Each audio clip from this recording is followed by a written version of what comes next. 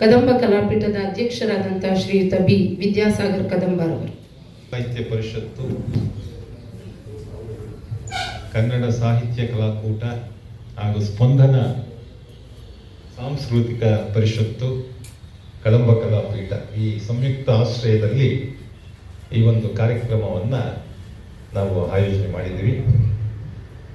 ನಮ್ಮ ಸುರೇಶ್ ಅವರ ಶ್ರೀ ಶ್ರೀ ಶರಶ್ಚಂದ್ರ ಸ್ವಾಮೀಜಿಯವರು, ನಾವು ಹೋಗಿ ಚಂದ್ರಶೇಖರ್ ನಾವಿಬ್ಬರು ಹಾಗೂ ಮಾತುಗಾರಿಕೆ ಇನ್ನೇನು ಮುಗೀತು ಅನ್ಬೇಕು, ಅವ್ರು ಇನ್ನೊಂದು ಹಾಗೆ ಚಾಪ್ಟರ್ ತಗೊಂಡು ಸುಮಾರು ಎಷ್ಟು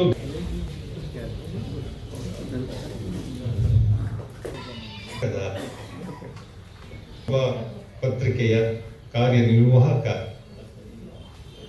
ಅಧಿಕಾರಿಯಾಗಿ ಪತ್ರಿಕೆಯ ಕಾರ್ಯನಿರ್ವಹಣಾಧಿಕಾರಿಯಾದಂತಹ ಶ್ರೀ ಪ್ರಸನ್ನ ಕುಮಾರ್ ಅವರು ಓದುಗರ ಸಂಖ್ಯೆ ಹೆಚ್ಚಾಯಿತು ಅಂದ್ರೆ ತಪ್ಪಾಗೋದಿಲ್ಲ. ಕರ್ನಾಟಕದ ಕನ್ನಡ ರಾಜ್ಯೋತ್ಸವ ಪ್ರಶಸ್ತಿ ಪುರಸ್ಕೃತರಾಗಿ ಅವರು ನಮ್ಮ ಭಾವನೆ ಒಂದು ಜೋಡಿ.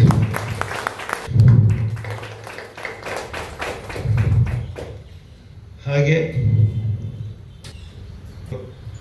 ಚಂದ್ರಶೇಖರ್ ಅವರು ಗೊತ್ತಿದ್ದಾರೆ, ದಿನಕ್ಕೆ 1-2 ಕಾರ್ಯಕ್ರಮ.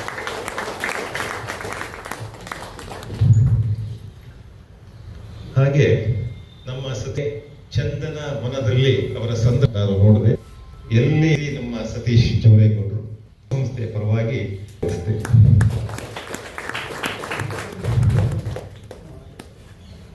ಹೋರಾಟಗಾರ ಪರಿಷತ್ತಿನ ಎಲ್ಲೇ ಶಿವಶಂಕರ್ ಅವರು ಸಮಾರಂಭದ ಕೇಂದ್ರ ಬಿಂದು ಸುಜಯ ಸುರೇಶ್ ಅವರು, ಕೊನೆ ಮೊದಲು ಪುಸ್ತಕದ ಕೃತಿಕಾರರು, ದೊಡ್ಡ ಸಾಧನೆ ಮಾಡಿದ್ದಾರೆ ದಂಪತಿಗಳು. ಅವರು ಓದಿ ಅವರಿಗೆ ಸಂಸ್ಥೆಯ ಪರವಾಗಿ ಸ್ವಾಗತವನ್ನು ಕೊಡ್ತೀವಿ.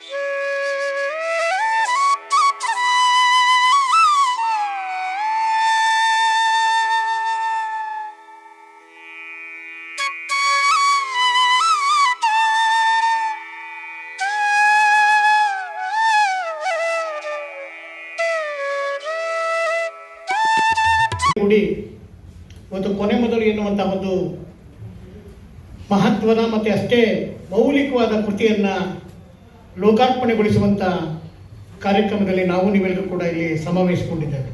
ಕೃತಿಗಳನ್ನು ರಚನೆ ಮಾಡಿ ಅವರು ರಾಜ್ಯದ ರಾಜಕೀಯ ರಾಜಧಾನಿ ಬೆಂಗಳೂರಿನಲ್ಲಿ ಇದ್ರೂ ಕೂಡ ಈ ಸಾಂಸ್ಕೃತಿಕ ರಾಜಧಾನಿ ಮೈಸೂರು ಮೇಲೆ ಅವರಿಗೆ ಎಲ್ಲೆಲ್ಲದ ಪ್ರೀತಿ. ನವೆಂಬರ್ ಕನ್ನಡಿಗರಾಗೋದು ಬೇಡ, ಕನ್ನಡಿಗರಾಗೋಣ. ಇಡೀ 1 ವರ್ಷ ನಾವು ಕನ್ನಡದ ಕಾರ್ಯಕ್ರಮಗಳಲ್ಲಿ, ಅದರಲ್ಲೂ ವಿದ್ಯಾರ್ಥಿಗಳಿಗೆ ಹೆಚ್ಚು ಹೆಚ್ಚು ಇದರ ಬಗ್ಗೆ ಅರಿವನ್ನ ಮೂಡಿಸುವಂತ ಕೆಲಸವನ್ನ ಮಾಡೋಣ ಅಂತ ಹೇಳ್ತಾ ಸತೀಶ್ ಜವರೇಗೌಡರು ಸ್ಪಂದನ ಮಾಡಬೇಕಾಗಿ ಈ ಮೂಲಕ ಕುರಿತು ಪ್ರಯೋಗಗಳ ಮತಿಗಳಂತ. ಹಾಗೆ ಜನಪದರು ಹೆಚ್ಚು ಓದದೆ ಸಾಹಿತ್ಯವನ್ನ ಕಟ್ಟಿದಂಥವರು ಅಂತ ಅದು ಒಂದು ಪದವಿಯೇ ಕೊಡಬಹುದಾದ ಜ್ಞಾನಕ್ಕಿಂತ, ಯಾಕೆಂದ್ರೆ ನಾವು ಪದವಿಯನ್ನ ಪಡೆಯೋದು ಪಠ್ಯ ಪುಸ್ತಕದ ಜ್ಞಾನ ಪಡೆಯೋದಕ್ಕೆ ಅಥವಾ ಪದವೀಧರರಾಗಲಿಕ್ಕೆ ಅಥವಾ ಹೆಚ್ಚು ಅಂಕ ಗಳಿಸಲಿಕ್ಕೆ. ಆದರೆ ಅವರು ಓದಿದ್ದು ಕಡಿಮೆ ಆಗಿದ್ರು ಕೂಡ, ಅವರು ಪ್ರೌಢ ಶಿಕ್ಷಣದವರು ಓದಿದ್ರು ಕೂಡ ಅವರ ಬದುಕಿನ ಜೀವನಾನುಭವ ಇದೆಯಲ್ಲ ಮತ್ತು ಅವರು ಲೋಕವನ್ನ ಗ್ರಹಿಸಿದ ವಿಧಾನ ಇದೆಯಲ್ಲ, ಅದೆಲ್ಲವನ್ನ ತಮ್ಮ ಕೃತಿಗಳಲ್ಲಿ ಅವರು ಅತ್ಯಂತ ಸರಳವಾಗಿ, ಸುಂದರವಾಗಿ ಮತ್ತು ಅಷ್ಟೇ ಕಲಾತ್ಮಕ ಲೋಕಕ್ಕೆ ಸಂಸ್ಕೃತಿ ಸಂಭ್ರಮ ಕುರಿತಂತೆ ಮಾತನಾಡೋದಕ್ಕೆ ನನಗೆ ಸ್ವಲ್ಪ ಭಯ ಆಗ್ತಾ ಇದೆ. ಆತ್ಮ ತಲ್ಲಣಗೊಳ್ತಾ ಇದ್ದೀನಿ. ತಲ್ಲಣಗೊಳ್ಳೋದಕ್ಕೆ ಕಾರಣ ಇನ್ನೇನಲ್ಲ, ಯಾರನ್ನ ನಾವು ವ್ಯಕ್ತಿ ಅಂತ ಕರಿತೀವೋ ಆ ವ್ಯಕ್ತಿಯ ಕೊನೆಯಾದ ನಂತರ ಏನು ಮೊದಲಾಗುತ್ತೆ ಅನ್ನೋದನ್ನ ಈ ಕೃತಿ ಪ್ರಸ್ತಾಪಿಸ್ತಾ ಇದೆ. ಸಾಮಾನ್ಯವಾಗಿ ಯಾವುದೇ ಕೃತಿಯನ್ನ ನಾವು ಓದುವಾಗಲೂ ಕೂಡ, ಓದಿದಾಗಲೂ ಕೂಡ ಒಬ್ಬ ಅತ್ಯುತ್ತಮವಾದ ಓದುಗ ಏನ್ ಮಾಡ್ತಾನೆ ಅಂದ್ರೆ ಆ ಕೃತಿಯ ಕೇಂದ್ರದಲ್ಲಿ ತನ್ನನ್ನು ಇರಿಸಿಕೊಂಡು ಆ ಕೃತಿಯನ್ನು ಕುರಿತಂತೆ ಆಲೋಚನೆ ಮಾಡುವ ಪ್ರಯತ್ನವನ್ನು ಮಾಡ್ತಾನೆ. ಇಲ್ಲಿ ಈ ಕೃತಿಯ ಕೇಂದ್ರದಲ್ಲಿ ಹಾಗಾಗಬೇಕು ಅಂದ್ರೆ ನಾನು ಇಲ್ಲವಾಗಬೇಕು, ನಾನು ಇಲ್ಲವಾದ ನಂತರ ಏನಾಗತ್ತೆ ಅನ್ನೋದನ್ನು ಕುರಿತಂತೆ ಗಮನಿಸುವ ಪ್ರಯತ್ನ ಮಾಡಬೇಕು. ಅಂದ್ರೆ ಈ ಕೃತಿ ಒಬ್ಬ ವ್ಯಕ್ತಿಯ ಸಾವಿನ ನಂತರ ಆರಂಭವಾಗುವಂತ ಚಟುವಟಿಕೆಗಳಿವೆಯಲ್ಲ, ಆ ಚಟುವಟಿಕೆಗಳನ್ನ ಕುರಿತಂತ ಕೃತಿ. ಅವನ ಬಂಧು ಬಾಂಧವರು ಮತ್ತು ಸುತ್ತಲೂ ಇರಬಹುದಾದಂತ ಜನ ಇದೆಯಲ್ಲ, ಅವನ ಒಟ್ಟು ಸಾವನ್ನ ಕುರಿತಂತೆ ಹೇಗೆ ಪ್ರತಿಕ್ರಿಯಿಸಿದ್ದಾರೆ. ಒಂದೆರಡು ಅಂಶಗಳನ್ನ ಮಾತ್ರ ನಾನು ಇಲ್ಲಿ ನಿಜವಾಗಿಯೂ ನಾರಾಯಣ ಗುರುಗಳಿದ್ದಾರಲ್ಲ, ಇವರನ್ನ ನಾವು ಮತ್ತೆ ಮತ್ತೆ ನೆನಪಿಸ, ಇಡೀ ಜಗತ್ತಿಗೆ ಸೇರಿದವರು.